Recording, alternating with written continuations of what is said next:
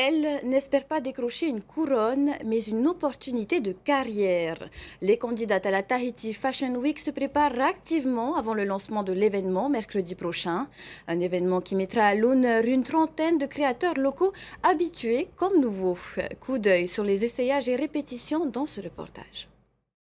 Elles rêvent toutes de fouler les plus prestigieux catwalks. Les candidates au concours de l'agence Brave Model enchaînent les répétitions à l'approche du jour J. Des entraînements tardifs et rigoureux, car pour être la grande gagnante, il faut savoir faire des sacrifices.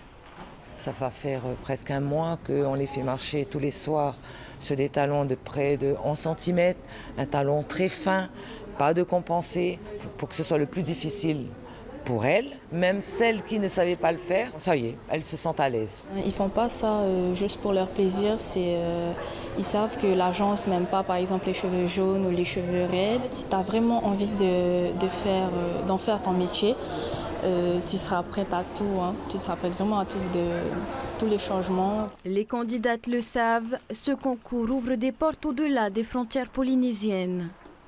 Les perspectives d'avenir, c'est comprendre très rapidement que c'est un métier, un vrai métier. Donc il faut avoir une hygiène de vie très clean. Il faut bien manger, il ne faut pas boire d'alcool, il faut s'occuper bien de ton physique.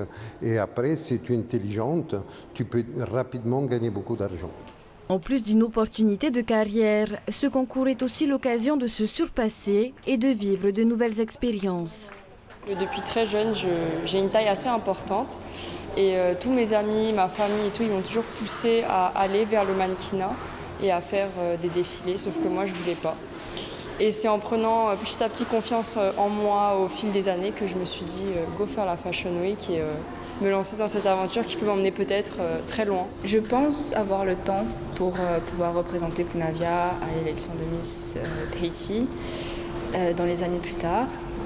Et en attendant, je pense pouvoir me consacrer à une autre voie qui est assez similaire, mais pas trop, qui est celle de la Fashion Week. Les candidates ne sont pas les seules à s'activer à l'approche de l'événement. Du côté des créateurs, ces derniers jours sont consacrés aux dernières retouches. Alors les essayages, c'est quelque chose qui est très important pour les couturiers parce qu'en fait, on leur renvoie un tableau avec les mesures des jeunes gens, que ce soit les jeunes femmes ou les jeunes hommes.